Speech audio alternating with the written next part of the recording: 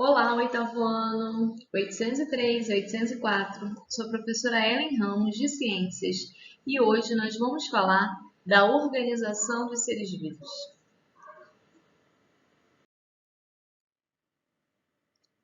As células são as unidades básicas formadoras da vida.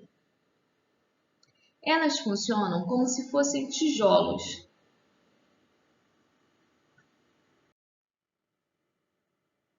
Todo ser vivo ele é formado por célula. Existem seres que são unicelulares, formados por uma única célula, e existem seres que são pluricelulares, formados por muitas células. Nos seres vivos pluricelulares, as células se reúnem em grupos maiores. Assim, um grupo de células forma um tecido. E o grupo de tecidos forma um órgão, como o estômago, por exemplo, que a gente está vendo aqui. Os órgãos, em conjuntos, formam sistemas, como o sistema digestório, e vários sistemas digestório, circulatório, reprodutor, formam o organismo como um todo. As células podem ser eucariontes ou procariontes. Por dentro das células, a gente está vendo aí um modelinho de célula eucarionte. O que é a célula eucarionte? A célula eucarionte é a célula que possui o seu material genético dentro de um envoltório membranoso, que é um núcleo. Então, tá aqui, ó, a membrana do núcleo mantendo vedado o material genético, mantendo o material genético guardado, na verdade, né? Todo ser vivo é formado por estruturas microscópicas chamadas células. As células são consideradas unidades da vida, pois desempenham funções que garantem a sobrevivência dos seres vivos. Todas as células são formadas por três estruturas básicas quando elas são eucariontes, que é o citoplasma, a membrana celular e o material genético. Todas as células são formadas por três estruturas básicas, certo? No caso dessa aqui, esse material genético, como ela é uma célula eucarionte, está aqui, ó, separado em um compartimento chamado núcleo, compartimento membranoso. Então, a gente tem a membrana, que é essa parte externa. A gente tem o citoplasma e o núcleo, porque a gente está aqui tratando de uma célula eucarionte, tá? Ok? Tudo certo? Núcleo.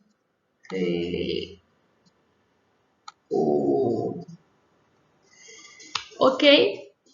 Vamos lá. Próximo slide. O que mais existe na célula? Essa célula também apresentam várias organelas no citoplasma, né? Então, as células apresentam várias organelas no citoplasma, porque elas realizam várias funções. As diferentes organelas existem em uma célula eucarionte.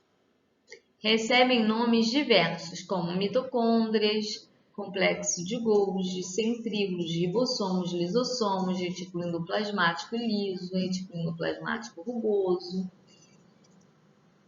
Essa célula que a gente está vendo aqui é uma célula mais simples do que aquela anterior. Essa célula aqui é uma célula procarionte, onde nós temos o material genético espalhado no citoplasma a gente tem uma parede celular, temos um flagelo para locomoção, temos uma membrana celular e o seu material genético. Você deve ter percebido que as células procariontes também apresentam as estruturas básicas: citoplasma, membrana celular e material genético. Porém, seu DNA está espalhado por todo o citoplasma.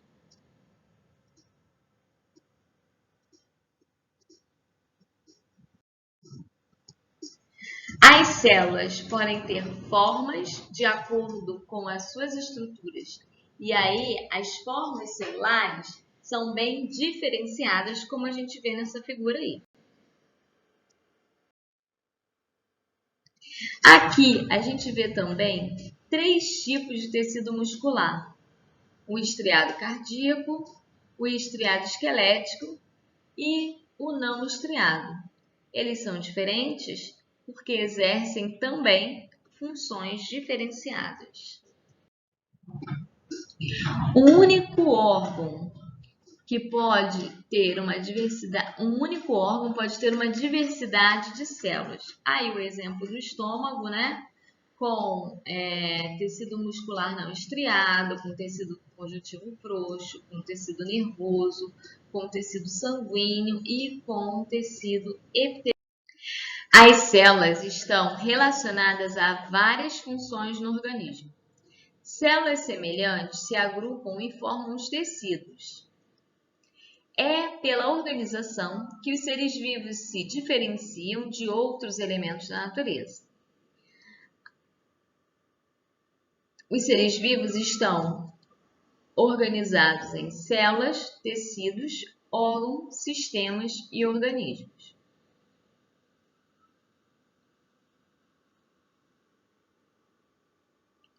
E aí, a gente mostra diferentes tipos de células, já mostramos antes.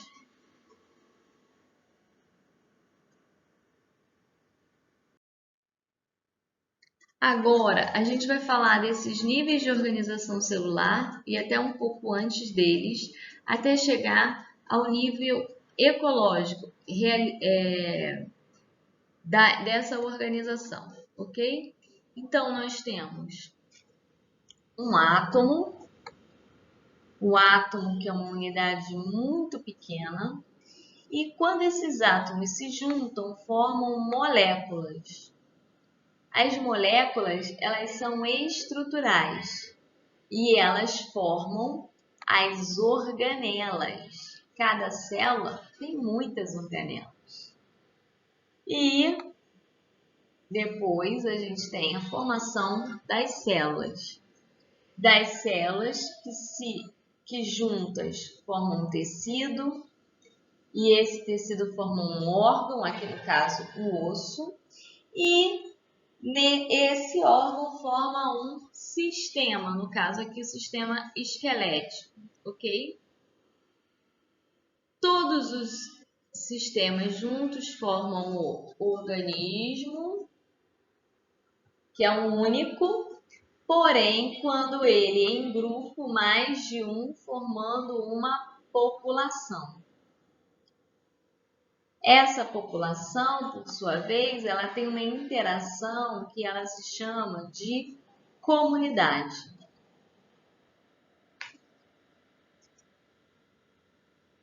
E aí, essa comunidade, junto aos fatores que a cercam, disponibilidade de água, fatores climáticos, formam um ecossistema. O ecossistema, ele vai formar o bioma. O bioma que pode ser considerado, por exemplo, Mata Atlântica, Floresta Amazônica. O conjunto de biomas do mundo formam a biosfera.